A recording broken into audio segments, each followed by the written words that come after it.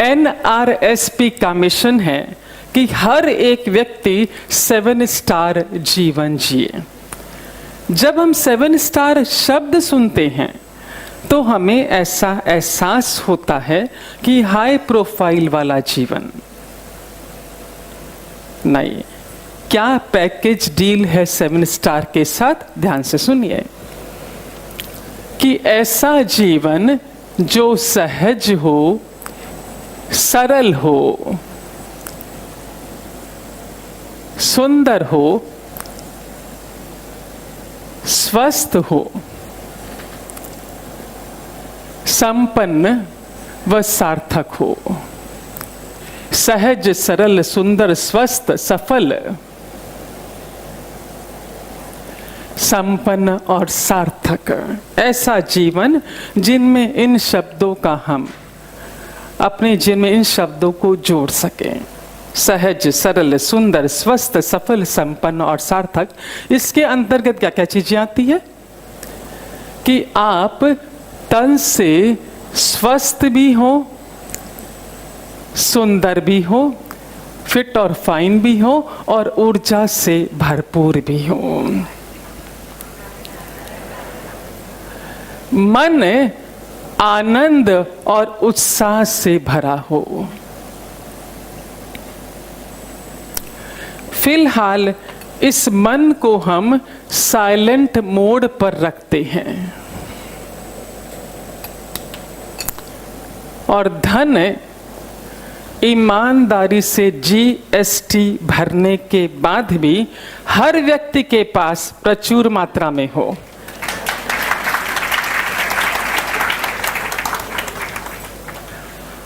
कितने कमाल की बात है ना कि हमने कहा तन स्वस्थ, किसी ने ताली नहीं बजाई, जो कि हकीकत में प्राथमिकता है। हमने कहा मन स्वस्थ, आनंद से और उत्साह से भरा रहे, एकदम साइलेंट मोड पे थे सारे। और जो ही धन की चर्चा आई,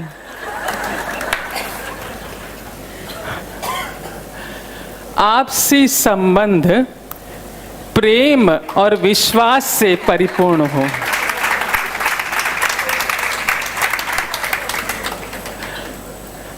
घर भरा हो सुख, शांति, समृद्धि से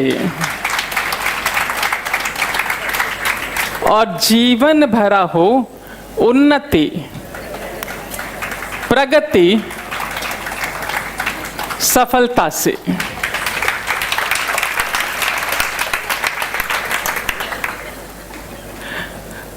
यानी कि हर एक व्यक्ति एक बरकत, बढ़ोतरी, प्रचुरता भरा जीवन जिए, ऐसी NRSP की कामना भी, चाहना भी और यही नारायण से प्रार्थना भी।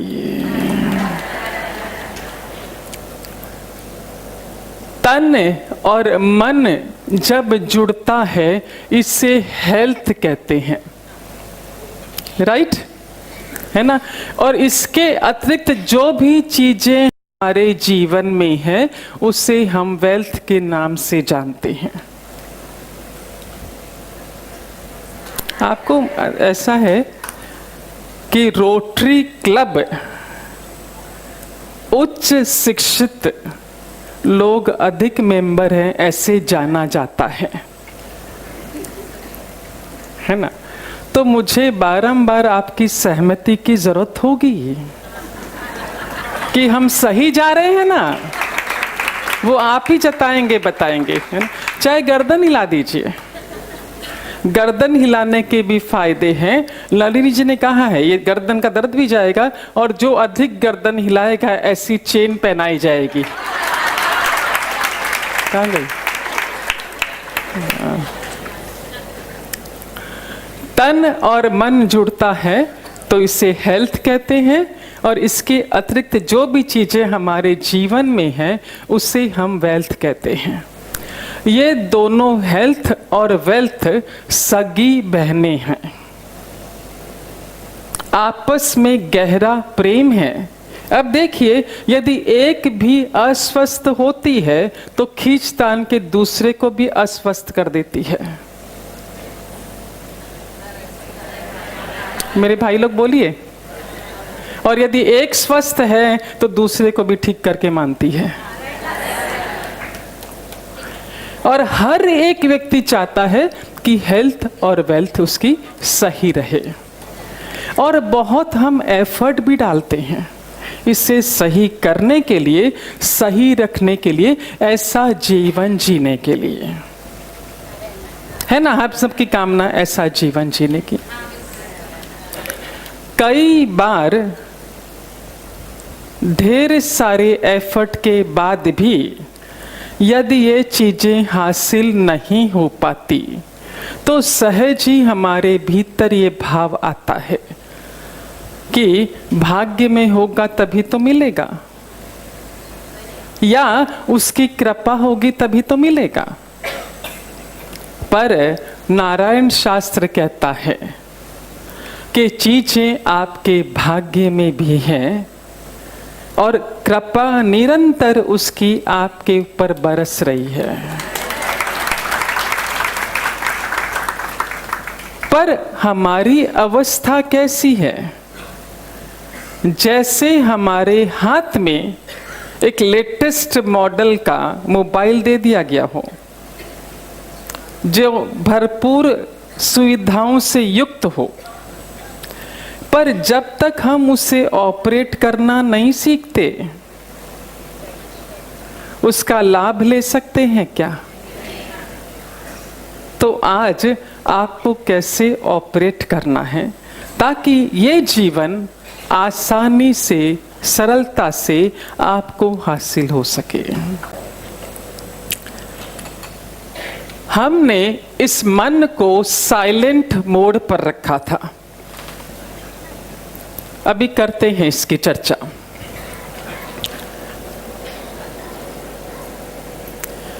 यदि मन शब्द का इस्तेमाल बारंबार करते हैं तो शायद हो सकता है कि हम में से कुछ लोगों को कंफ्यूजन या असुविधा हो, तो हमारी सुविधा के लिए हम इसका नाम रखते हैं मूड।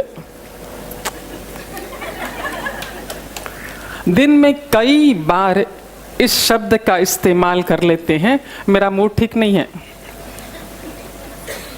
मूड अच्छा नहीं है, मूड डिस्टर्ब है। बहुत कम बोलने में आता कि आज मेरा मूड बहुत अच्छा है। ये शब्द कई बार सुन भी लेते हैं और उच्चारण भी कर देते हैं, और बहुत आसानी से और बहुत सरलता के साथ। सहमत है ना आप लोग? पर हमें ये नहीं पता कि हमारा मूड संतुलित करता है हमारी सेहत को, हमारी समृद्धि को, हमारे वास्तु को, हमारे नक्षत्रों को। इन सब की डोर आपके मूड के हाथ में है। मूड अच्छा, ये अच्छा, ये अच्छा।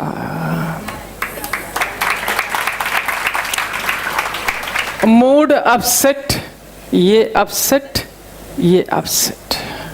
बताएंगे साइंटिफिकली, आपको बताएंगे, है ना? अभी आपको तैयार रहना है प्रश्नों के उत्तर देने के लिए। हम में से अधिकांश लोग अपने आप को फिट रखने के लिए कुछ न कुछ करते हैं, घंटे भर वॉक या एक्सरसाइज एटसेट्रा, है ना? अब आपको उत्तर देना है कि जब आपका मूड डिस्टर्ब होता है तो समझो आप नियमित 1 घंटा वॉक करते हैं, तो आप जब डिस्टर्ब मूड में हैं तभी भी 1 घंटा वॉक होती है क्या? ईमानदारी से बोलिएगा। एक्सरसाइज नहीं हो पाती है ना? हमारी प्राथमिकता क्या है? तन स्वस्थ हो। मूड अपसेट है, एक्सरसाइज और वॉक छूटती है आपकी, तन अस्वस्थ। और कई बार तो ऐसा होता है कि एक बार एक्सरसाइज छूटी, लंबे समय तक छूट जाती है। आज करेंगे, कल से करेंगे, आज करेंगे, राइट? तो क्या हुआ? तन अस्वस्थ हो गया। मूड का असर आपके सेहत पर। सहमत तो आपको बोलना पड़ेगा।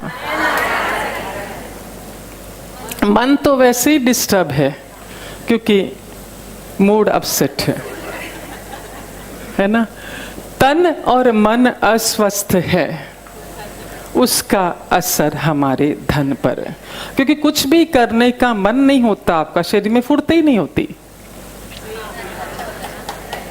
तो धन पर असर है ना। आपसी संबंधों पर असर, घर में 4 व्यक्ति हैं, 6 हैं, 8 हैं, यदि एक व्यक्ति का मूड भी अपसेट है तो सबको अपसेट कर देता है वो, है ना।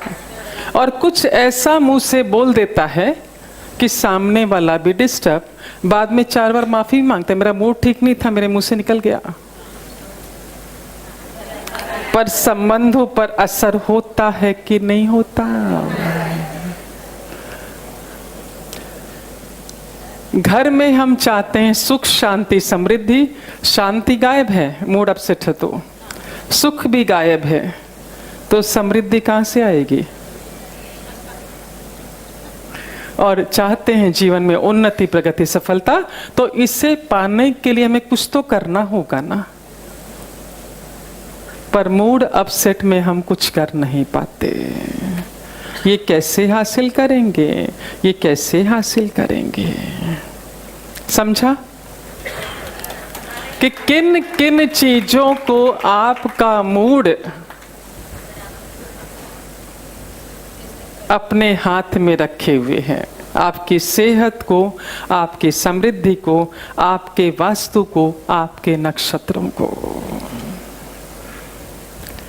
विस्तार से धीरे धीरे इन बातों पर और चर्चा होगी, पर अब चर्चा उन लोगों की जिन्हें ये बात समझ में आ गई कि यदि मूड अपसेट है तो ये चीजें हमारी अपसेट हो जाएगी। तो उन्होंने हर दम अपने मूड को सही रखने के लिए क्या उपाय किए, उन्हीं के माध्यम से आपको भी संदेश, ताकि आपको भी मदद मिले कि हम भी ऐसा कर सकते हैं। हम सबका फोकस किस ओर है? 7 स्टार। शुरुआत करते हैं मिस्टर केशव से कि उन्होंने ऐसा क्या किया अपना मूड हमेशा सही रखने के लिए। मिस्टर केशव लिखते हैं कि जब नासा ने अपने यात्री अंतरिक्ष में भेजे तब उसे एहसास हुआ कि वहां पर 0 ग्रेविटी में पेन काम नहीं करता। ऐसा पेन बनाने में जो 0 ग्रेविटी में काम कर सके लगभग 8 से 10 साल का समय लगा और एक बहुत बड़ी रकम खर्च हुई। और वहीं उसके प्रतिद्वंदी रशिया ने क्या किया? पेंसिल का उपयोग। सीधा सरल उपाय। मिस्टर केशव लिखते हैं कि मैं भी अपनी समस्या के समाधान के लिए ऐसे ही सीधे सरल उपाय की खोज में था। मेरी समस्या ये थी कि मेरे और मेरी पत्नी राधिका के बीच दिनों दिन गलत फहमियाँ बढ़ती जा रही थी और बढ़ती जा रही थी दूरियाँ। मैं इससे बाहर निकलना चाहता था पर समझ नहीं पा रहा था कि राधिका से क्या बात करूं और कैसे बात करूं। लिखते आगे केशव कि ऐसा भी नहीं था कि हमारे बीच रोज लड़ाई झगड़े होते थे या चीखना चिल्लाना होता था या हम अपनी बात किसी तीसरे से जाकर शेयर करते थे। ऐसा कुछ भी नहीं था, लेकिन यह निश्चित था कि हमारे बीच दूरियां बढ़ती जा रही हैं और हम एक दूसरे की अच्छाइयों को टेकन फॉर ग्रांटेड ले रहे हैं। आगे लिखते हैं केशव कि पहले हमारे घर में हमेशा उत्साह का सा वातावरण रहा करता था। अब उस उत्साह की जगह तनाव ने ले ली। अब सारा दिन घर में तनाव सा रहता। हम अपनी बात भी एक दूसरे तक बच्चों के माध्यम से पहुंचाते बजाय आमने सामने एक दूसरे से बात करने के। और हम समझ रहे थे कि समस्या इतनी गंभीर नहीं है, पर जिस तरह से हम हैंडल कर रहे थे वो चीज़ सही नहीं थी। और मैं देख रहा था दिनों दिन इस तनाव का असर मेरे काम पर पड़ रहा था। मैं ऑफिस जाकर अपना काम कर नहीं पा रहा था। मैं ये भी देख रहा था कि राधिका जो हमेशा उत्साह से भरी रहती थी, ऊर्जा से भरी रहती थी, आजकल सिर्फ खाना बनाती और बिस्तर पर पड़ी रहती, कोई योगासन नहीं, वॉक नहीं, कुछ नहीं। और सबसे अधिक चिंता मुझे बच्चों की थी कि अगले महीने से उनकी फाइनल एग्ज़ाम थी और घर के तनाव का असर बच्चों पर पड़ रहा था। वे पूरे कंसंट्रेशन के साथ पढ़ाई नहीं कर पा रहे थे। जब मैंने ये अवस्था देखी, मैंने सोचा मुझे कोई ना कोई कदम तो उठाना ही होगा। मैंने ये विचार किया कि एक दिन ऑफिस से छुट्टी लूँगा और जब बच्चे चले जाएंगे, स्कूल चले जाएंगे, तब शांति से राधिका से बात करूँगा। मैंने अपनी सोच के अनुसार एक दिन की ऑफिस से छुट्टी ली और इंतज़ार करने लगा बच्चों के स्कूल जाने का। बच्चे स्कूल गए, मैंने देखा राधिका ने दरवाज़ा बंद किया और सीधे रसोई घर में चली गई। 10 मिनट बाद जब रसोई से बाहर निकली, हाथ में ट्रे थी और 2 कप चाय थे। कमरे में आई, मेरे सामने पलंग पर बैठी, एक कप मुझे थमाया, एक खुद लेकर बैठ गई। लिखते हैं केशव कि घर में अजीब सी शांति थी, सन्नाटा था और ये सन्नाटा मुझे अखर रहा था। मैं समझ नहीं पा रहा था कि राधिका से क्या बात करूं, कैसे बात करूं। चाय पीते पीते मैं सोच ही रहा था कि राधिका ने ही मेरा काम आसान कर दिया। उसी ने कहना शुरू किया कि केशव, हमारे बीच ये शीत युद्ध क्यों ये गलतफहमियां, क्यों ये दूरियां? केशव, मैं और दूरियां बर्दाश्त नहीं कर सकती। Keshav, I love you, I love you, I love you. कहते कहते रो पड़ी। उसे रोते देख मैं भी भीतर से पिघल गया। जितनी भी शिकायतें मेरे मन में उसके प्रति थी, सारी की सारी गायब हो गई। बल्कि इन दिनों तो मैं उसकी हर एक गलती लिखा करता था, लिस्ट बनाया करता उसकी गलतियों की, कि कहीं ऐसा ना हो कि वो मुझे मेरी गलती बताए तो मैं कुछ कह नहीं सकूं। मैं इस तैयारी में था कि यदि वो मेरी एक गलती बताती है तो एवज में मैं उसकी 4 गलतियां बता सकूं। और इन दिनों तो मैं उसके साथ तीखी तानों भरी वाणी में बात किया करता था। मुझे अब भीतर से गिल्ट महसूस हो रहा था अपने व्यवहार पर। इतने में ही राधिका फिर बोल पड़ी, केशव, मुझे पता है तुम भी मुझसे बहुत प्यार करते हो, बहुत प्यार करते हो, बहुत प्यार करते हो। और जोरों से रोना शुरू कर दिया, आंखें ढककर। लिखते हैं केशव कि मैंने सोचा कि ऐसे में बातों से चुप कराना तो उचित नहीं होगा। सो मैंने धीरे से आलिंगन किया। मैंने तो धीरे से किया, पर वो मुझसे इस तरह चिपक पड़ी जैसे हम बरसों के बिछड़े हुए हों। बहुत देर तक रोती रही, वो भी और मैं भी। थोड़ा समय बीता, हम शांत हुए। हमने उससे कहा, केशव ने कहा कि, लिखते केशव, कि मैंने राधिका से कहा कि राधिका, जो हमारे बीच 10-15 दिनों में जो झगड़े होते हैं बारंबार, इसका असर मेरे काम पर, तुम्हारी हेल्थ पर, बच्चों की एजुकेशन पर पड़ता है। सारा 7 स्टार लाइफ अपसेट होता है। हमें ऐसा कोई रास्ता निकालना चाहिए ताकि बारंबार जो हमारे बीच बहस होती है वो ना हो। लिखते हैं केशव कि राधिका भी मेरी बात से सहमत थी।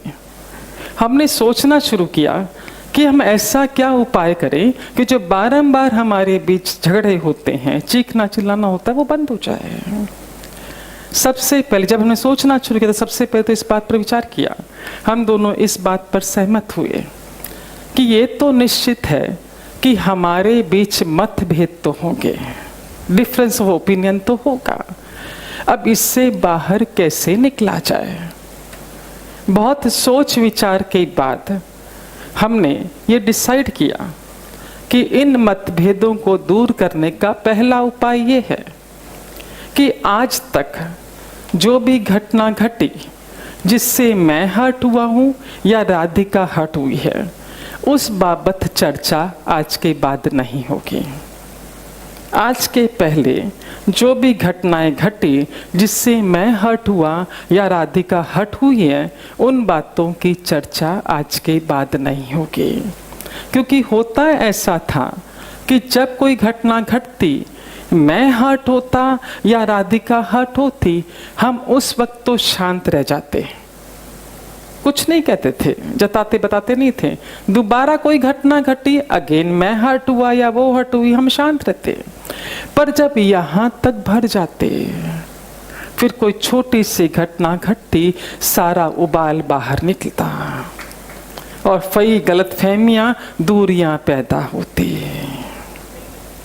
हमने डिसाइड किया कि आज के बाद, आज के पहले जो भी घटना घटी जिससे मैं हर्ट हुआ या राधिका हर्ट हुई हो, उसकी चर्चा आज के बाद नहीं होगी।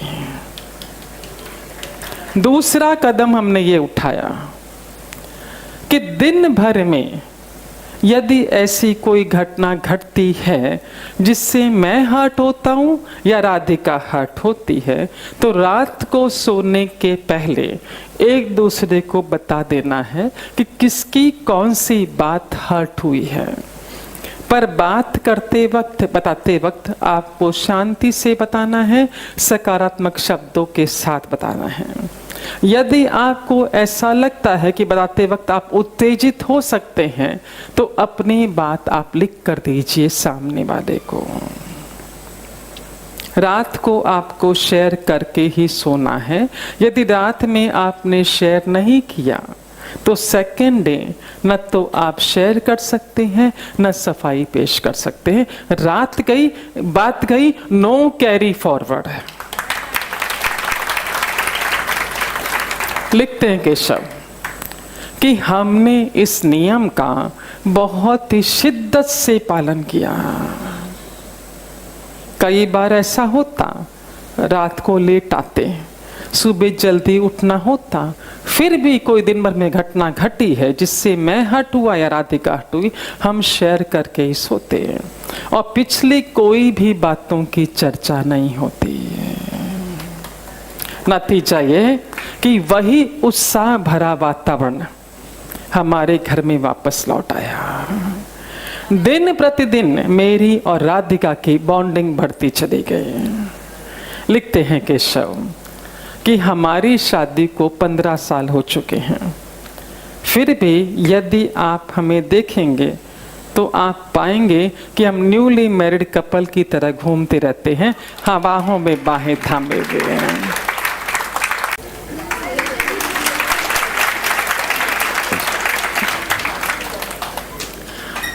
केशव लिखते हैं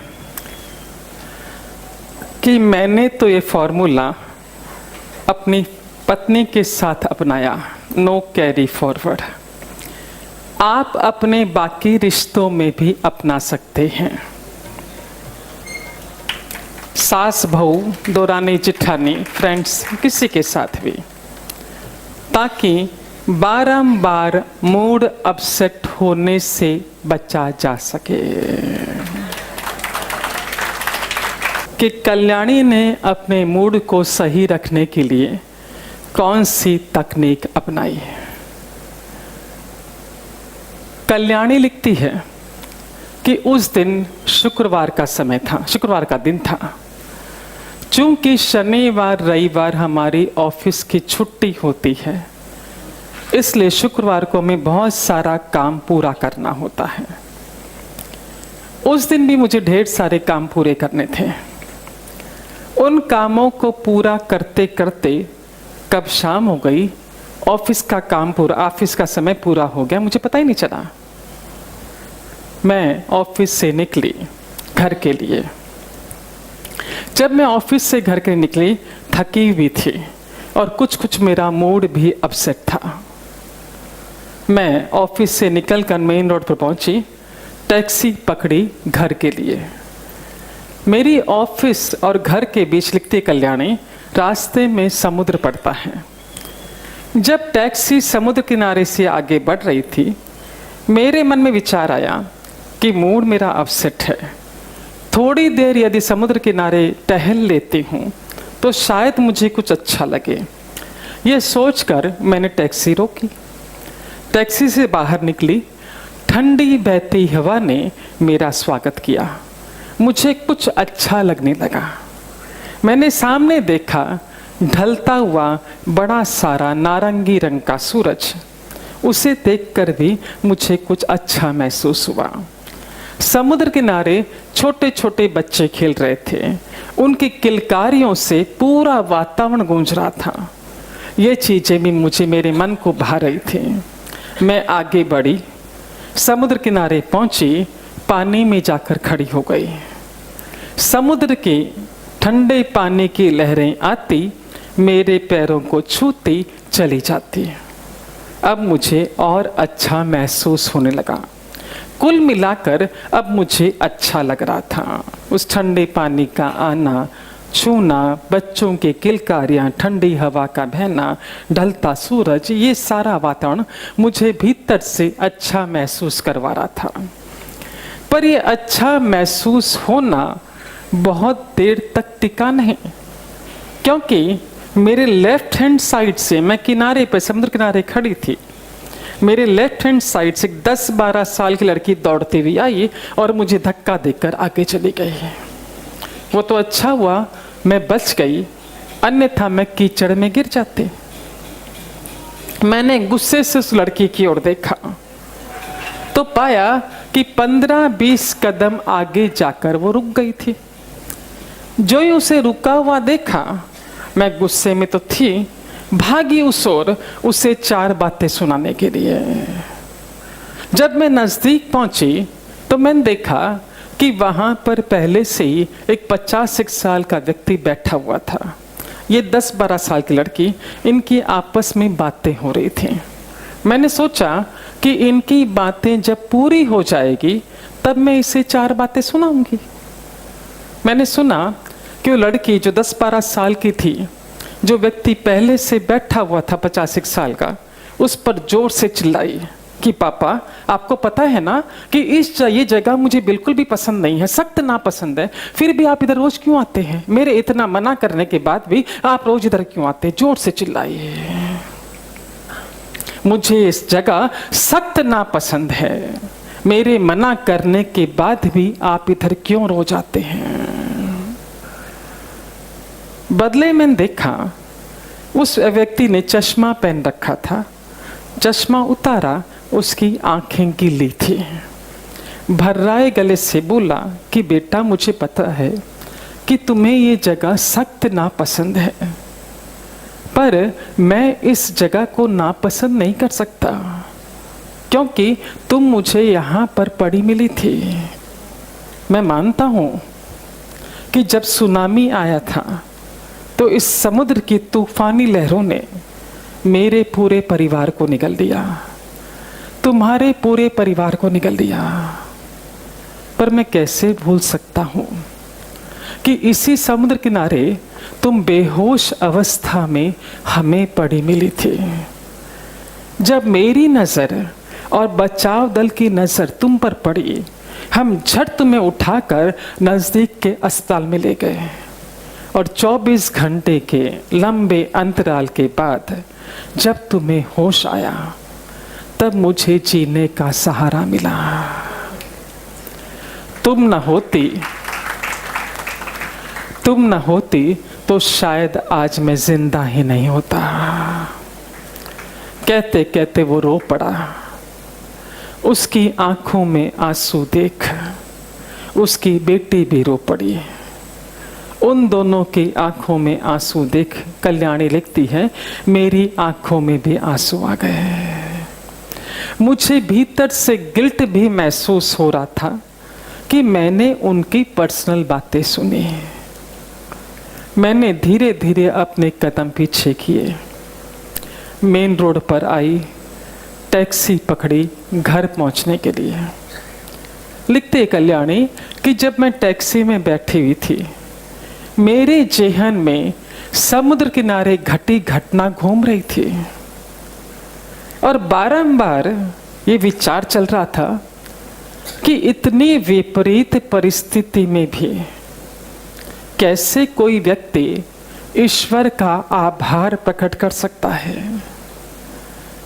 उस व्यक्ति के पूरे परिवार को उस समुद्र ने निगल लिया।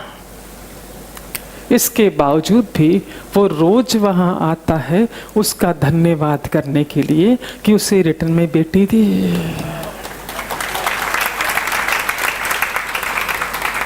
लिखते कल्याणी, मुझे एहसास हुआ कि ईश्वर ने मुझे कितना कुछ दे रखा है, पर क्या कभी मैंने उसका आभार प्रकट किया क्या? हमेशा शिकायत ही करती रहती हूँ, मेरे पास ये नहीं है, वो नहीं है, वो नहीं है। उस दिन लिखती कल्याणी, मुझे जबरदस्त सबक मिला और मैंने अपने आप से वादा किया कि मुझे रोज रात सोने के पहले जो कुछ ईश्वर ने दे रखा है उसका आभार प्रकट करना है। लिखती कल्याणी आगे, यकीन मानिए जब से मैंने ईश्वर का आभार प्रकट करना शुरू किया, नियमित मेरे जीवन की दशा और दिशा दोनों ही बदल गई। जहां मैं हमेशा शिकायतें करती रहती, आज मैं आभार की बदौलत 7 स्टार जीवन जी रही हूं। कल्याणी तो कह दिया, बता दिया अपने 7 स्टार लाइफ का रहस्य, नियमित आभार प्रकट करना।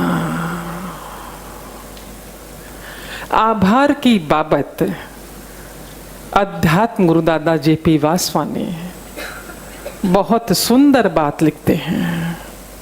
लिखते दादा कि ईश्वर ने हम पर कितने नियामतें बरसा रखी है और हमें इसका एहसास भी नहीं है।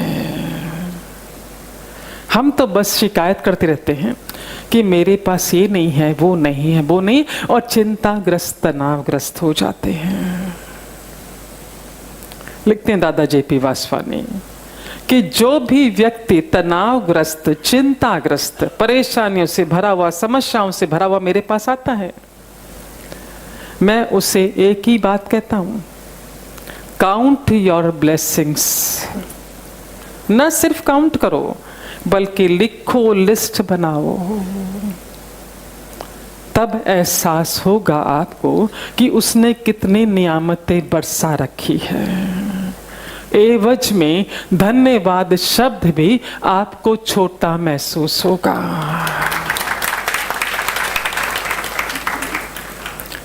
अध्यात्म गुरु दादा JP वासवानी एक बहुत सुंदर प्रसंग की चर्चा करते हैं आभार की बाबत। लिखते हैं कि तीर्थ यात्रियों का एक समूह पहाड़ों पर यात्रा कर रहा था। यात्रा लंबी थी, थकावट भरी थी, रास्ते संकरे थे, फिसलन भरे थे, खून जमा देने वाली ठंड पड़ रही थी। जो भोजन उनके पास था वो भी खत्म होते जा रहा था। धीरे धीरे आगे बढ़ रहे थे, समस्याओं से भरे हुए, परेशानियों से भरे हुए। ऐसे में निर्णय लिया गया कि आज रात जिस धर्मशाला में रुकेंगे वहां एक मीटिंग बुलाई जाएगी, ताकि जो जो समस्याएं हमारे सामने हैं, जो परेशानियां, उस पर चर्चा हो, उससे बाहर कैसे निकले। रात हुई, एक धर्मशाला में सारे तीर्थयात्री रुके। सारे नीचे आग जलाई गई, ठंड का समय था। उसके किनारे गोल सारे के सारे बैठ गए कि अपनी समस्याएं बताएंगे। अभी गोल घेरा बना के आग ताप ही रहे थे, बैठे ही थे कि उनमें से एक व्यक्ति खड़ा हुआ और बोला कि हम सब अपनी अपनी समस्याएं बताना शुरू करें। उसके पहले ईश्वर का आभार तो प्रकट कर लें कि यात्रा लंबी थी, थकावट भरी थी, खून जमा देने वाली ठंड पड़ रही थी, रास्ते सकने थे, फिसलन भरे थे, भोजन समाप्त हो चुका था। इसके बावजूद भी हम जिंदा हैं, सही सलामत हैं, अपने पैरों पर खड़े हैं। यहाँ पर आकर आभार तो प्रकट कर देवे उसका।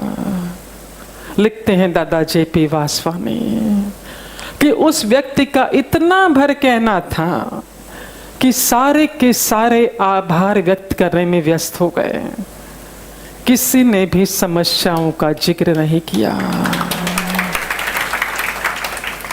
आभार में इतनी ताकत है कि वो आपको जीवन का सकारात्मक मोड़ देखने पर मजबूर कर देता है। आभार की तुलना दादा जेपी वासवा ने अफ्रीका में पाए जाने वाले एक फल से करते हैं।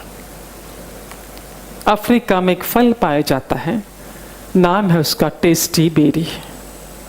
उसकी खासियत है उस फल की कि जब आप उस फल को खाते हैं, उसके बाद, उस फल खाने के बाद आप कितना भी कड़वा, कितना भी तीखा, कितना भी कसेला खा लीजिए, आपको मीठा ही लगेगा। आभार की भी वही अवस्था।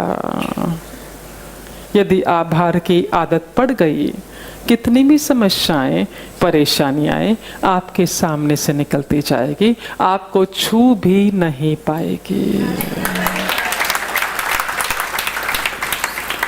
आभार की बाबत शास्त्रों में भी एक कथा का वर्णन आता है। कथा कुछ इस प्रकार है। एक बार नारद जी भगवान विष्णु से मिलने विष्णु लोक जा रहे थे, पृथ्वी लोक से होते हुए।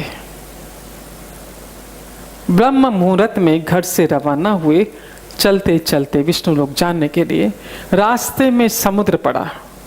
दोपहर का वक्त था, ऊपर तपता सूरज, नीचे तपती रेत। ऐसे में उन्होंने देखा कि सामने से एक पक्षी बेचारा फुदक फुदक कर आगे बढ़ रहा है, क्योंकि उसके तलवे जल रहे थे। नारद जी को उस पक्षी को देखकर बड़ी दया आई। उसके पास पहुंचे और बोले कि क्यों इतनी तपती धूप और तपती रेत में तपते हो? यहां से 15-20 किलोमीटर की दूरी पर घना जंगल है, क्यों नहीं वहां चले जाते? घने वृक्ष, फलों से लदे हुए, फूलों से लदे हुए, क्यों तपती धूप में तपते हो? मत तपो। पक्षी का कहना था कि नारद जी, मेरा जन्म यहीं पर हुआ और सुबह और शाम का समय तो बहुत आसानी से कट जाता है, परेशानी सिर्फ दोपहर के वक्त होती है। यदि घने जंगलों में जाता हूं, पता नहीं मेरा मन लगे कि नहीं लगे। लेकिन नारद जी को उस पक्षी पर बड़ी दया आ रही थी। बोले, ऐसा है कि मैं भगवान विष्णु से मिलने विष्णु लोक जा रहा हूं, तुम्हारी भी कोई अर्जी है तो बता दो, लगा दूंगा, पूरी हो जाएगी। पक्षी का जवाब था कि नारद जी, यूं तो ईश्वर का दिया हुआ सारा कुछ मेरे पास है, आप सिर्फ इतना कह दीजिए विष्णु भगवान से, भगवान विष्णु से, कि यहाँ पर एक छोटे से पेड़ की व्यवस्था कर देवे, ताकि जब तपता सूरज हो, तपती रेत हो, उस पेड़ पर तनिक मैं विश्राम कर सकूं। बोले, इतनी सी बात? मेरा प्रभु तो पलक झपकते ही व्यवस्था कर देगा। आगे बढ़े विष्णु लोक की ओर, नारायण नारायण का उच्चारण करते हुए पहुंचे। भगवान विष्णु से बातों का आदान प्रदान हुआ। फिर पक्षी की एप्लीकेशन धर दी कि भगवान एक छोटे से पेड़ की व्यवस्था कर दीजिए। क्षण भर के लिए भगवान विष्णु ने आंखें बंद की, खोली और कहा, नारद जी, ऐसा है कि उस पक्षी के भाग्य में एक पत्ते जितनी छांव भी नहीं है, पेड़ कहां से दूं? मैं भी मजबूर हूं, जब भाग्य में नहीं तो नहीं दे सकता। लेकिन चूंकि तुम सिफारिश लेकर आए हो, तो एक उपाय बताता हूं ताकि उस पक्षी को सुविधा हो। कहा कि जब तपता सूरज हो, तपती रेत हो, उस पक्षी से जाके कर दो कि कुछ देर एक पैर पर खड़ा रहे, कुछ देर एक पैर पर खड़ा रहे, ताकि एक एक पैर को आराम मिलता रहे। और उस पक्षी से कहो, जो कुछ तुम्हें ईश्वर ने दे रखा है उसका निरंतर आभार प्रकट करते रहो, जीवन सफल हो जाएगा। नारद जी वापस अपने गंतव्य की ओर रवाना हुए। वही समुद्र, वही रेत, वही पक्षी। जो ही उस पक्षी ने नारद जी को आते हुए देखा, झटपट पहुंचा कि मेरी एप्लीकेशन अर्जी दी क्या भगवान विष्णु के दरबार में? बोला, दी थी भैया। वहां जवाब था कि तुम्हारे भाग्य में पत्ते जितनी छांव भी नहीं है, पर उपाय बताया है कि तपता सूरज हो, तपती रेत हो, कुछ देर एक पैर पर खड़े रहो, कुछ देर एक पैर पर खड़े रहो, और ईश्वर ने तुम्हें जो कुछ भी दे रखा है उसका धन्यवाद आभार प्रकट करते रहो। संदेश देकर नारद जी गंतव्य की ओर रवाना हो गए। कुछ ही समय बीता होगा कि नारद जी को उस पक्षी की याद आने लगी कि जाकर देखें क्या अवस्था, क्या व्यवस्था। तपता सूरज तपती रेत। जब समुद्र किनारे पहुंचे दंग रह गए। दूर से देखा घना वृक्ष, फलों से लदा हुआ, फूलों से लदा हुआ। वो पक्षी उस पर झूम रहा है, मंडरा रहा है। खुश हुए पक्षी को देखकर, पर भीतर दुख भी हुआ कि भगवान ने मुझसे झूठ क्यों बोला, मुझे झूठ क्यों बोला। उस पक्षी के पास गए, उससे राम रमी की, वहीं से विष्णु लोक की ओर चल पड़े। भगवान विष्णु के पास पहुंचे, झट बोल पड़े, भगवान आपने मुझसे झूठ क्यों बोला। आपने मुझसे कहा था कि उस पक्षी के भाग्य में एक पत्ते जितनी छांव भी नहीं है। मैं अपनी आंखों से घना वृक्ष, फलों से लदा हुआ, फूलों से लदा हुआ देख कर आया हूं। भगवान विष्णु का उत्तर था कि नारद जी ऐसा है कि तुमने जब जाकर उस पक्षी से कहा कुछ देर एक पैर पर खड़े रहो, कुछ देर दूसरे पैर पर खड़े रहो, और जो कुछ तुम्हें ईश्वर ने दे रखा है उसका धन्यवाद करते रहो। उस पक्षी ने मेरा इतना धन्यवाद किया, इतना धन्यवाद किया, इतना धन्यवाद किया कि जो कुछ उसके भाग्य में नहीं था वो भी देने के लिए मैं मजबूर हो गया। ये है आभार की ताकत। अध्यात्म गुरु दादा JP वासवानी कहते हैं कि 3 विशेष कारण हैं जिनकी वजह से बारंबार हमारा मूड अपसेट होता है। पहला कारण उम्मीदें, दूसरा वस्तु, तीसरा। पहला कारण उम्मीदें।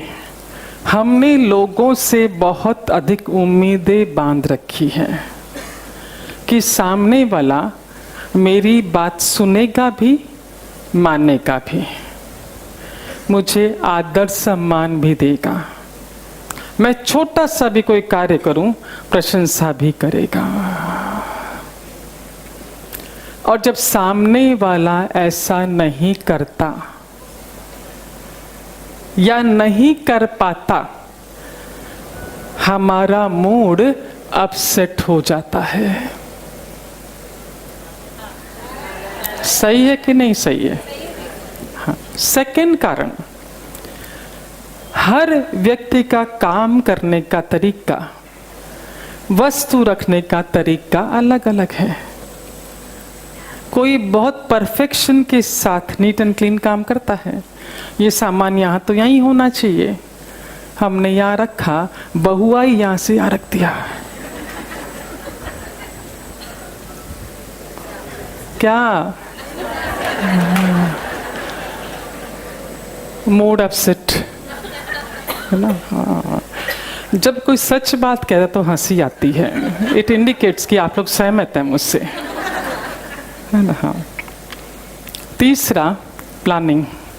अब चूंकि महिलाओं की तादाद यहाँ पर है तो एग्जाम्पल महिलाओं के माध्यम से दे रहे हैं, पर मेरे भाई लोग ये ना समझें कि खाली उनके लिए है। किसी को भी इशारा किया पर संदेश हम दोनों को ही लेना है ना? क्योंकि हम सभी को 7 स्टार लाइफ जीनी है। अब महिला, मेरी बहनें अधिक है इसलिए, और बहनों को किट्टी पार्टी का बहुत शौक होता है। और ये भी निश्चित है जिस दिन किट्टी पार्टी होती है हम दिन में 4-5 बार कम से कम घर के सदस्यों को जतला देते हैं, आज मेरी किट्टी में जाना है, मुझे किट्टी है मेरी, है ना? और 4 बजे का समय अंदाजन 3 से 5, 1 से लेकर 6 बजे का समय इनका होता है किट्टी का, क्योंकि महिलाएं उसी वक्त फ्री होती हैं।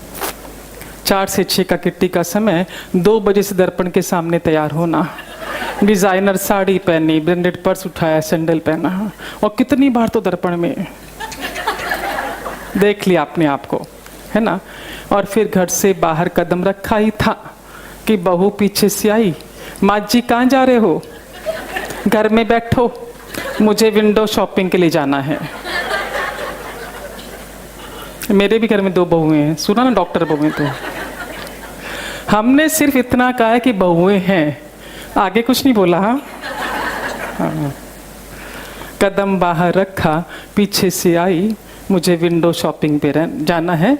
आप घर में बैठिए, मेड भी नहीं आई है बच्चों की, आपको संभालना होगा। ओह, सुबह से मैंने इसे 4 बार कहा किट्टी में जाना है, तब बोल देती। जब मैं 2 घंटे से तैयार हो रही थी तब बोल देती। अब जब कदम बाहर रखा तब आके बोला है। या किसी दिन हमारे मन में आया कि आज मेंदू वड़ा सांबर खाना है या कचौरी समोसा खाना है। हमने कह दिया आज मेरा मन है खाने का। टेबल पे गए तो क्लियर सूप। बहू ने बहुत प्रेम से बोला कि माँ जी मैं डाइट पे हूँ, आपको भी यही मिलेगा। फर्स्ट थॉट आता है वो ये कि मैं कभी मुंह से बोलती नहीं हूँ कि मुझे खाना है, जो मिलता है चुपचाप खा लेते हैं। और इनको जब खाना होता है तो बनवा लेते हैं, मंगवा लेते हैं। पहली बार बोला वो भी नहीं ध्यान रहा। कितना कितना मूड अपसेट है ना। अभी तो हंस रहे हो, उस वक्त तो अपसेट हो जाते हो। हाँ, अब देखिए जरा सा, अभी आपको उत्तर देते रहना है। यहाँ से आपको वॉच की CCTV कैमरा वॉच कर रहा है, क्योंकि लिफाफा आप तक पहुँचना है ना। हाँ, मूड अपसेट का क्या क्या असर, what you are paying the price for your upset mood. देखिए जरा सा, सबसे पहले आपके चेहरे की चमक गायब होती है। जिस व्यक्ति का मूड अपसेट है, सामने से हमको पता चल जाता है, देखते से ही उतरा हुआ चेहरा देखकर हम समझ जाते हैं। और क्या पूछते, क्या बात है, तबीयत ठीक नहीं है क्या? ये सोफिस्टिकेटेड वे है पूछने का। कितना भी फेशियल करवा लीजिए, अपसेट मूड में चेहरे की आपकी चमक गायब होगी। सहमत है कि नहीं मेरी बहनें? सहमत है। आज तक हमारी धारणा ये थी कि उम्र के साथ हमारी याददाश्त कमजोर होती है। ये मिथ है।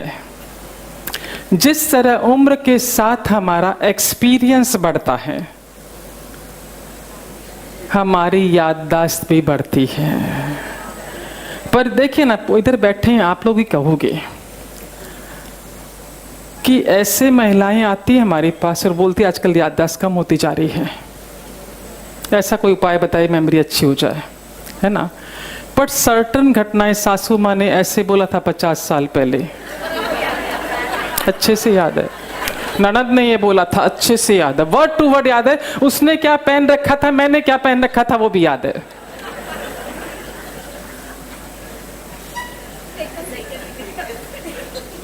आपको 25 साल पुरानी बात याद है, पर 25 सेकंड पहले की बात याद नहीं है। मतलब याददाश्त अच्छी है ना आपकी? हाँ, हाँ। अभी ध्यान से सुनिए, लाइटली मत लीजिए। नलिनी स्वरूप ने जिस दिन हमारी बुकिंग की थी, ये डेट दिया था, डेली मैसेज, ये रोटरी क्लब है दीदी, यहाँ हाईली एजुकेटेड लोग आते हैं, अपने विषय की तैयारी अच्छे से करके आना। डेली हमने कहा अच्छे से मुझे पता है कि रोटरी क्लब है, यहाँ हाईली एजुकेटेड लोग हैं। पर सहमत है ना अभी तक जो सुना आपने उससे? एक जन ने हाँ बोला था, मैं एग्री। एक ने हाँ, हाँ बहुत प्रेम से कर देंगे लाई भाई जी ने, इनका लिफाफा पक्का। हाँ। वो पीछे से पूछ रहे हैं कि एक के बोलने से कैसा पक्का बोला आपने? बता दें आपको कि जब इतने बड़े तपेले में चावल पकाते हैं, पकने के बाद एक ही चावल चेक करते हैं और सारे चावलों को घोषित करते थे पक गया।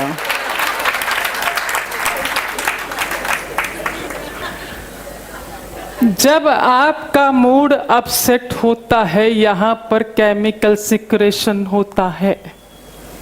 उसका असर हमारी याददाश्त पर होता है। देखिए, जब मूड अपसेट है, कोई सामान आपसे मांगा जाता है, आप क्या बोलते हैं? मेरा मूड नहीं है, मुझे पता नहीं कहाँ रखा है, याद ही नहीं आ रहा। आपको सामने रखी हुई वस्तु दिखाई नहीं देती।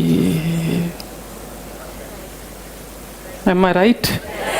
तो आपके मूड का असर आपकी याददाश्त पर। लाइटली मत लीजिए। आपको ये जो प्रवचन टॉक चल रहा है, ये हमने नारायण शास्त्र से लिया है। कौन से शास्त्र से लिया है? नारायण शास्त्र। और नारायण शास्त्र क्या है बताते हैं आपको। जितने भी ग्रंथ इस पृथ्वी पर है, श्रीमद् भगवद गीता, रामायण, उपनिषद, वेद, पुराण, अन्य ग्रंथ, पुराण, बाइबिल, गुरु ग्रंथ साहिब, इन शास्त्रों का सार निकाला गया कि क्या कहते हैं ये। और जब इनका सार निकाला गया तो एक नए ग्रंथ की रचना हो गई, जिसे कहते हैं नारायण शास्त्र। उसमें से एक टॉपिक उठाया गया है, उसके शास्त्रों की बातें पहुंचा रहे हैं आप तक। आपकी याददाश्त पर असर होता है कि नहीं होता है ना? हाँ। चेहरा उतरा, आपकी याददाश्त पर असर। नीचे नीचे आते हैं। यदि बहुत समय तक मूड अपसेट रहा तो यहाँ काले काले घेरे, बराबर है ना? हाँ। और नीचे आए, आपका जब मूड अपसेट है, आपको 56 भोग भी धर दिए जाएं, आपको स्वाद आता है क्या? मुझसे खाया ही नहीं जाएगा, गले से उतरेगा ही नहीं। और यदि मारवाड़ी लोग इधर बहुत हैं तो गले में डुच्चा लग रहा है, खाया नहीं जा रहा है ना, उतरेगा नहीं। यहां भी उस केमिकल सिक्रेशन से ये भी जगह से उड़ जाती है। ये सिक्रेशन नीचे उतरा, शरीर अपसेट, बिल्कुल भी आपके शरीर में फुर्ती नहीं होती, राइट है ना? ये तो आपकी तन की अवस्था हो गई। अब ध्यान से देखिएगा जरा सा, ये तो आपकी तन की अवस्था। सहमत है क्या? है ना? हाँ। अब ये जो तरंगे सी केमिकल सिक्रेशन बॉडी में गया, ये तरंगे चली, यही तरंगे अदृश्य रूप से शरीर के बाहर भी निकलती है, आपकी पूरी ऑरा को कवर कर लेती है ना? फिर नो एंट्री फॉर सुख, शांति, समृद्धि।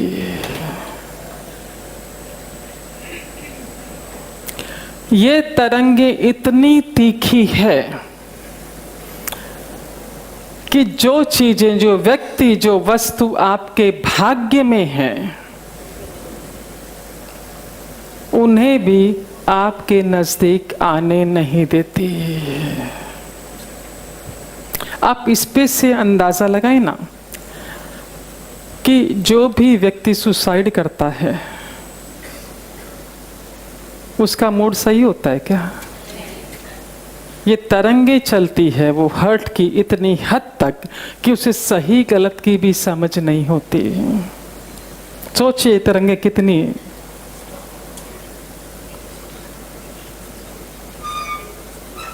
ये न तो उस व्यक्ति को, न उस वस्तु को आपके नजदीक आने देती है जो आपके भाग्य में है, जिसके लिए आप एफर्ट भी डाल रहे हैं, पर ये इतना ब्लॉक कर देती है पूरा। फॉर एग्जाम्पल, घर के पति का मूड अपसेट है, पत्नियां इधर बैठी है, हिम्मत होती है क्या उनके पास जाने की? वो तेरे पापा का मूड ठीक नहीं है, ठीक होगा जब नजदीक जाएंगे। हम तो सच, पर ये तरंगे नजदीक नहीं आने देती। या पत्नी का मूड ठीक नहीं तो हिम्मत है क्या जाके दिखाने की? बताओ चलो नजदीक। तेरी माँ का मूड ठीक होगा तब बात करेंगे, है ना? ये तरंगों का असर है। सहमत है? हाँ तो हाथ हिलाइए। यस। ये कारण तो बताए अध्यात्म गुरुदादा जी.पी. वासवानी ने कि 3 विशेष कारण जिसकी वजह से हमारा मूड बारंबार अपसेट होता है। बाकी छोटे छोटे कारण इनसे जुड़े हुए हैं, पर ये 3 विशेष कारण हैं। अब अध्यात्म गुरु राघव क्या कहते हैं कि ऐसा क्या करें कि मूड हमेशा सही रहे। अध्यात्म राघव कौन? जिन्होंने नारायण शास्त्र की रचना की। पहला कारण उम्मीदें, है ना। अब तक हमने दूसरों से उम्मीदें बांध रखी थी, मेरी बात सुने, माने, मुझे देवे मान सम्मान प्रशंसा। देना शुरू कर दीजिए। यदि आपको हमेशा अपना मूड सही रखना है तो जिस क्षण जो व्यक्ति आपके नजदीक है, आपके पास है, इसके लिए मैं ऐसा क्या कर सकता हूँ, क्या कर सकती हूँ कि इससे सुख मिले, इससे खुशी मिले। आजीवन आपका मूड अपसेट नहीं होगा।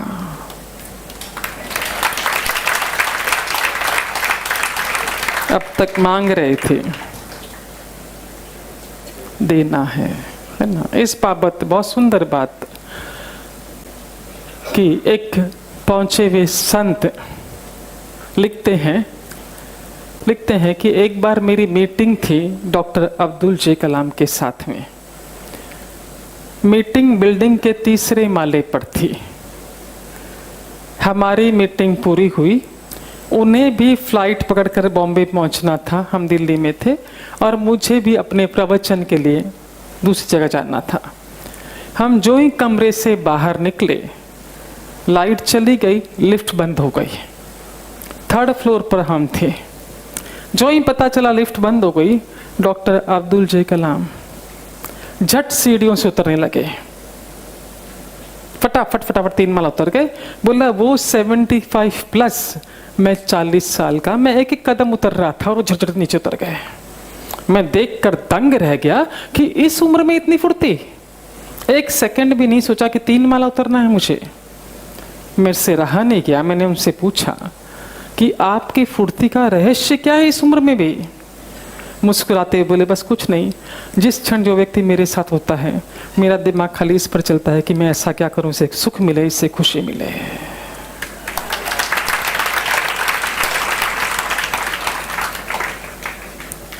तो आज तक मुझे चाहिए, देना शुरू कर दीजिए। आजीवन आपका मूड सही रहेगा। सहमत है? सेकंड, काम करने का तरीका, वस्तु रखने का तरीका। मुझे सामान यहीं पर पसंद है, व्यवस्थित तरीके से पसंद है, बहू ने आया उठा के रख दिया। लिखते हैं अध्यात्म गुरु मिस्टर राघव कि शेक्सपियर लिखते हैं कि दुनिया एक रंगमंच है, स्टेज है, और हम सब यहाँ पर अपना अपना रोल निभाने के लिए आए हैं। हमें इतना भर करना है, अपना रोल निभाना है और चले जाना है। लिखते हैं राघव कि यदि हम इस तरह का जीवन जीते हैं, हमारा मूड अपसेट नहीं होगा। पूछते हैं राघव कि यदि समझिए आप स्टेज पर एक्ट कर रहे हैं, आपने एक ड्रामा में हिस्सा लिया है, आप अपना रोल स्टेज पर अदा कर रहे हैं, पीछे से दूसरा साथी कलाकार आया, उसने आपके लिए गलत शब्दों का उच्चारण किया, आप डिस्टर्ब होते हैं क्या? नहीं, क्योंकि आपको पता है वो अपना रोल निभा रहा है और मुझे अपना रोल निभाना है, इस कदर निभाना है कि बेस्ट एक्टर का अवार्ड मुझे मिले। हम सब, लिखते हैं राघव, कि हम सब यहाँ पर अपना अपना रोल निभाने के लिए आए हैं। हमें अपना रोल सही तरीके से निभाना है और चले जाना है। और आप डिस्टर्ब इस बात को सोचकर भी नहीं होंगे यदि इस बात का आपको एहसास हो जाए कि जिस व्यक्ति के प्रति मेरे मन में ग्लानि है, उसे भी ईश्वर ने उस रोल के लिए भेजा है, चुना है। लिखते हैं राघव कि हम झट दूसरों पर दोषारोपण कर देते हैं, पर अपसेट हम कब अधिक होते हैं? जब हम अपना ही रोल सही तरीके से नहीं निभाते। जो रोल हमें मिला है, माँ का है, पिता का है, भाई का है, बहन का है, बेटे का है, बहू का है, मासी का है, नानी का है, दादी का है, जब ये रोल हम सही तरीके से नहीं निभाते तब हम बारंबार अपसेट होते हैं। हमें सही तरीके से रोल निभाना होगा। उसके लिए क्या करना होगा? यदि ऐसा लगता है कि जो रोल मुझे मिला हुआ है, हमें भीतर से पता होता है कि हम सही तरह से नहीं निभा रहे हैं, तो बहुत सुंदर प्रार्थना दी गई नारायण शास्त्र में कि जब आप रात को सोते हैं, अपना लेफ्ट हैंड हार्ट चक्र पर रखिए, राइट हैंड उसके नीचे रखिए। सोने के ठीक पहले लेफ्ट हैंड ऊपर, राइट हैंड नीचे। लेटते हुए नारायण, जो रोल मुझे तूने निभाने के लिए यहाँ भेजा है उससे मैं सही तरीके से निभा सकूं, उसके लिए मुझे शक्ति दे, सामर्थ्य दे, शक्ति दे, सामर्थ्य दे, शक्ति दे, सामर्थ्य दे। हफ्ते भर के भीतर आपको अपने भीतर परिवर्तन महसूस होगा।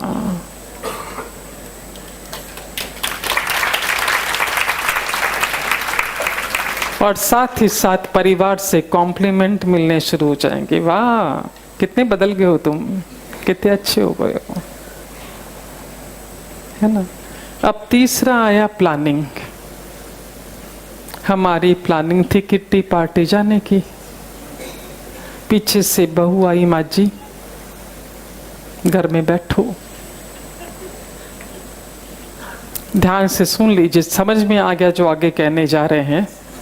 इसी क्षण जीवन तर जाएगा, इसी क्षण। हम कहते हैं ना कि सब कुछ ईश्वर के हाथ में है ना, उसी की सत्ता चलती है। तेरी सत्ता के बिना हे मुद मंगल मूल, पत्ता तक हिलता नहीं, खिले न कोई फूल।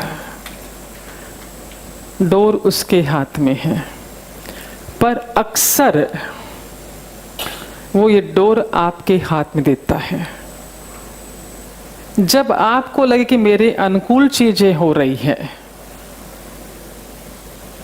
तो यानी सत्ता उसने आपके हाथ में दे दी है।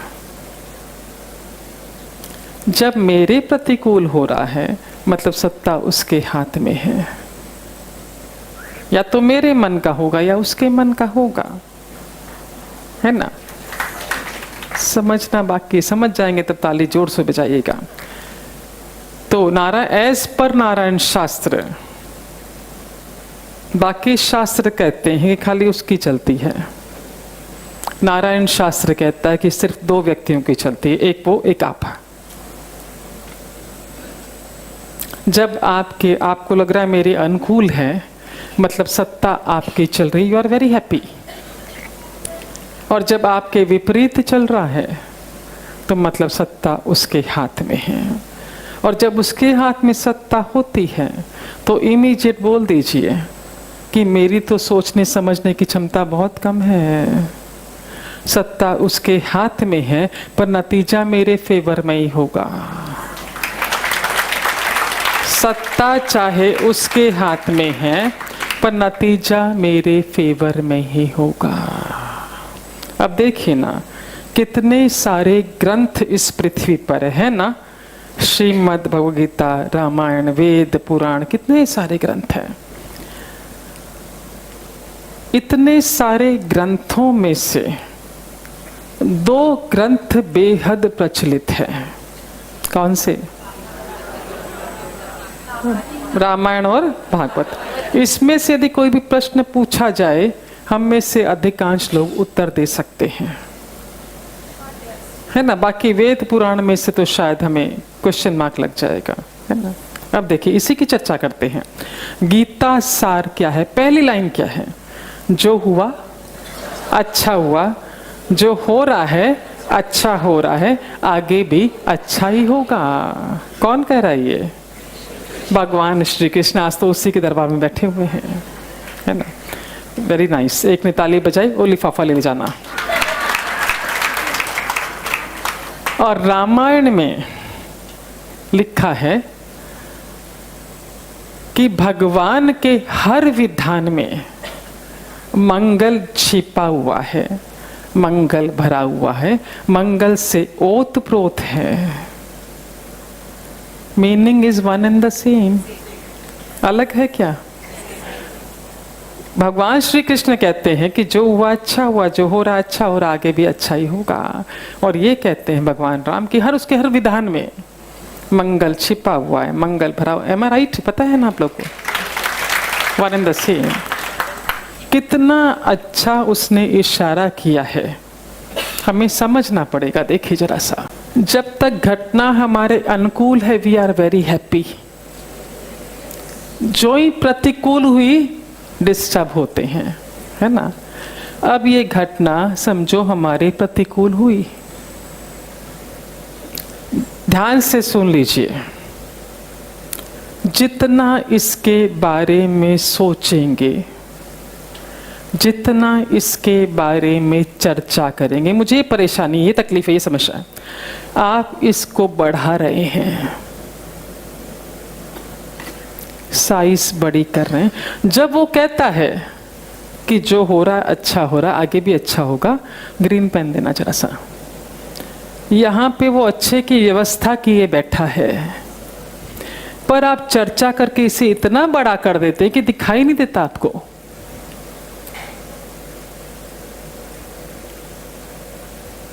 है ना। जब घटना घटी आपके विपरीत, आपके प्रतिकूल, आपने सिर्फ इतना सोच लिया कि उसने लिखा है ग्रंथों में कि सब कुछ मेरे मंगल के लिए हो रहा है, जो कुछ हो रहा अच्छा हो रहा है, ये साइज छोटा छोटा छोटा गायब, और ये आपके पास।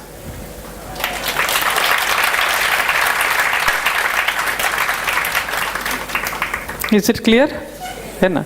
अब बहू ने आपको रोका किट्टी पार्टी में जाने से, आपका मन था किट्टी पार्टी जाने का, पर उस क्षण आपका घर में रहना जरूरी था। मन था कचौरी समोसा खाने का, पर सामने सूप आया। ईश्वर का धन्यवाद कीजिए कि मन तो मेरा था कचौरी समोसा खाने का, पर इस क्षण इस तन की रिक्वायरमेंट थी वो बॉइल्ड सूप जो तूने भेज दिया। धन्यवाद कर दीजिए, अगली डिश निश्चित कचौरी समोसा ही आएगी, निश्चित है। अब ऐसे में देखिए आपका मूड अपसेट होगा क्या? बताइए मुझे, है ना। अब मूड सही रहे तो सबसे पहले क्या होता है? चेहरे पर स्माइल होती है, चेहरा चमक रहा होता है बिना फेशियल किए ही, फर्स्ट थिंग, है ना। हाँ, आप देखिए इतनी शरीर में फुर्ती होती है हमारे जब मूड सही होता है ना। ये जो केमिकल सिक्रेशन होता है, ग्रीन पेन, मूड सही है, केमिकल सिक्रेशन जिसके वजह से चेहरे पर चमक आती है, याददाश्त आपकी बढ़ती है। सहमत है क्या? है ना। हाँ हाँ, चेहरे पर मुस्कान। आपको ऐसी अवस्था में चटनी रोटी भी खिलाई जाए, बहुत स्वादिष्ट लगती है। बोलो ना रे, खाली 4 लोग गर्दन हिला रहे हैं, है ना। हाँ, ये शरीर में गए, शरीर में हमारे फुर्ती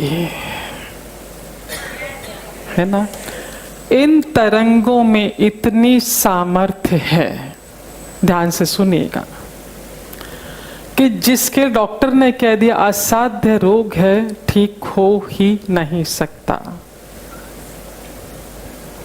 ये तरंगे उसे ठीक करती है। इतनी सामर्थ्य है।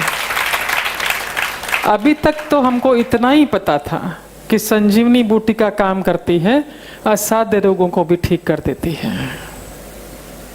हम एकांतवास में लगभग 4-5 साल पहले की बात है, एकांतवास में गए हुए थे।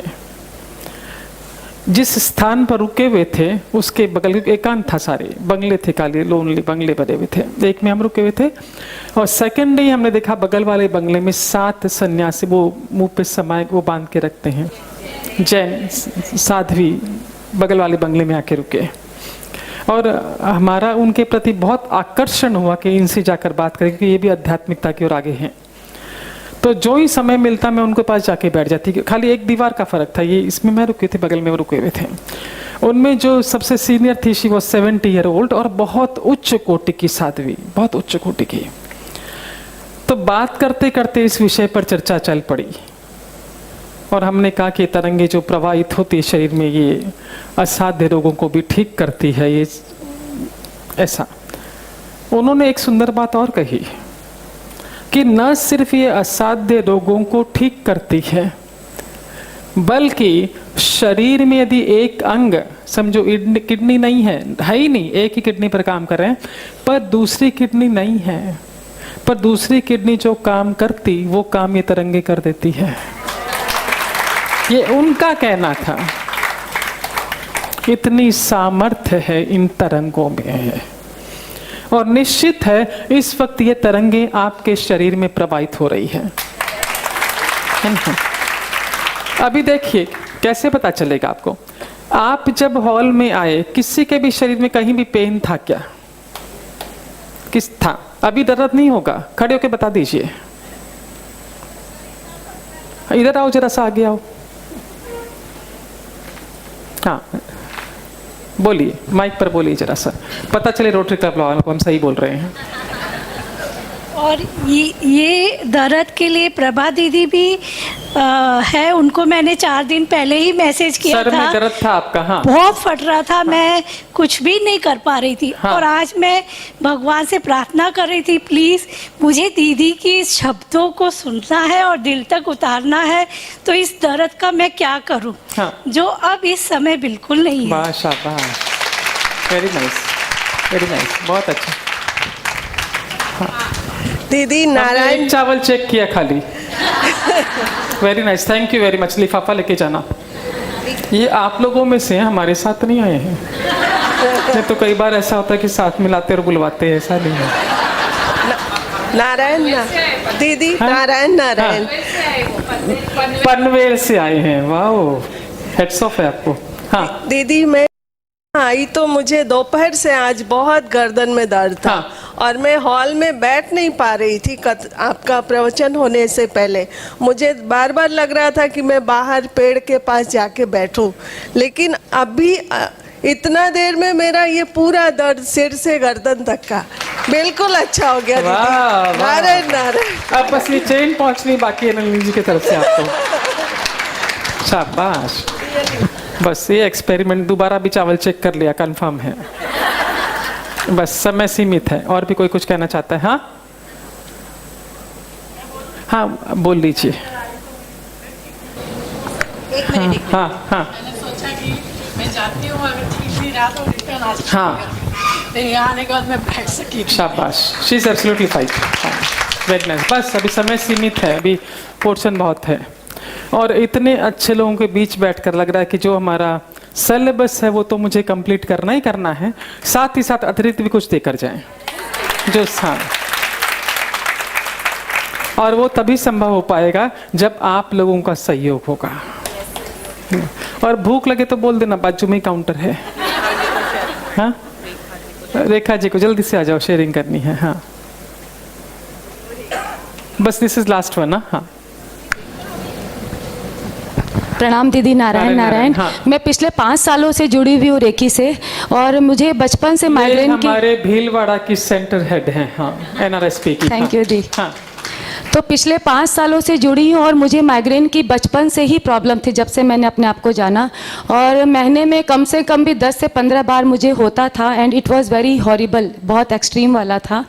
और समहाउ शादी के बाद भी मुझे थायराइड हो गया था। 5 साल से जब से मैंने रेकी शुरू किया है, बहुत मेहनत भी करी कि कैसे भी पॉजिटिव रहें, वर्ड्स पॉजिटिव बोलें, किसी की गलत बातों को भी रिएक्ट ना करें, लेकिन समहाउ आज ये पोजीशन है कि मेरी माइग्रेन की प्रॉब्लम, थायराइड की प्रॉब्लम पिछले 2 सालों में एकदम, मुझे याद नहीं आता कि मैंने एक भी टैबलेट खाई होगी उसके लिए। डॉक्टर्स की रिपोर्ट मैं हर 6 महीने में करवाती हूँ थायराइड की, लेकिन डॉक्टर खुद सरप्राइज है कि आपका कहाँ और कैसे चला गया। मैं बोलती हूँ सब नारायण रेकी NRSP का बहुत बहुत धन्यवाद, कोटि कोटि धन्यवाद। थैंक यू दीदी, thank you so much, love you all. हाँ, ये तरंगे जता रही, बता रही कि आप अच्छे मूड में हैं, है ना। जो ये मूड अच्छा हुआ, तरंगे प्रवाहित होना शुरू होता है और ये आपको हील करती। यहाँ पर आपने सामने एग्जाम्पल देख लिया, आपका शरीर और स्वस्थ और स्वस्थ और स्वस्थ होता चला जाता है। और अब देखिए, ये तरंगे शरीर से जब बाहर निकलती है, आपकी ऑरा को पूरा घेर लेती है चारों ओर। इन तरंगों में वो सामर्थ्य है, ध्यान से सुनिएगा, कि जो व्यक्ति, जो वस्तुएं आपके भाग्य में नहीं है पर आपको चाहिए है, वो इन्हें खींच कर लाती है। ये सामर्थ्य है। वास्तु के विषय में मुझे बिल्कुल भी नॉलेज नहीं है, पर यदि समझो किसी ने कह दिया ये कोना सही नहीं है एज पर वास्तु, नारायण शास्त्र तो हर चीजों को शुभ मानता है, पर यदि अच्छे मूड से आप यहाँ पर खड़े हैं और उस वक्त करवाइए ये वास्तु सही है क्या, वो कहेगा सही है। ये हम आजमा चुके हैं। और किसी ने कहा ये जगह बहुत शुभ है, झगड़ा करके मूड अपसेट होके खड़े हो जाइए, वो कंपास ला के कह देगा ये जगह सही नहीं है। ये असर है हमारी तरंगों का। Is it clear? कि जो व्यक्ति, जो वस्तुएं आपके भाग्य में नहीं है पर आपको चाहिए है, ये तरंगे खींच कर लाती है। दो चीजें विशेष ध्यान रखें कि यदि डॉक्टर ने आपको चेकअप के लिए कहा है, टेस्टिंग के लिए कहा है, मूड जब सही हो तभी टेस्टिंग करवाइए। रिपोर्ट में अपसेट मूड और मूड अच्छे जमीन आसमान का फर्क है। केमिकल परिवर्तन हो जाता है। बोल दीजिए, वो डॉक्टर ने बोला 3-4 दिन मेरा मूड अच्छा होने के बाद करवाऊंगा, ताकि मेरा मूड और अच्छा हो जाए, रिपोर्ट मेरे अनुकूल आ जाए। दूसरा, एस पर नारायण शास्त्र आपकी भाग्य रेखाएं प्रति पल प्रति क्षण बदलती है। क्या? प्रति पल प्रति क्षण। क्या दिखाओगे उसको, ज्योतिष को? पर फिर भी आपको बहुत फेथ है, जाइए दिखा कर आइए। पर किस वक्त? जब आपका मूड सही हो तब। मूड अपसेट में आप दिखाने के लिए गए, वो कहेगा 7.5 लगी हुई है, पितृदोष है, ये पूजा करवा लीजिए, करवा लीजिए। हकीकत बता रहे, शास्त्रों की बातें बता रहे, व्यासपीठ पर खड़े हैं। और मूड अच्छे में जाइए। अगर राजयोग है, विदेश यात्रा योग है, मर्सिडीज आने वाली है, ओडी आने वाली है, सच्चाई बोल रहे हैं। पर क्या है कि मजाक के तौर पर नहीं बोलेंगे तो आप लोग कैसे में हमसे जुड़े रहेंगे। गंभीर विषय, गंभीर है, पर बहुत लाइटली दे रहे हैं कि भीतर उतर जाए।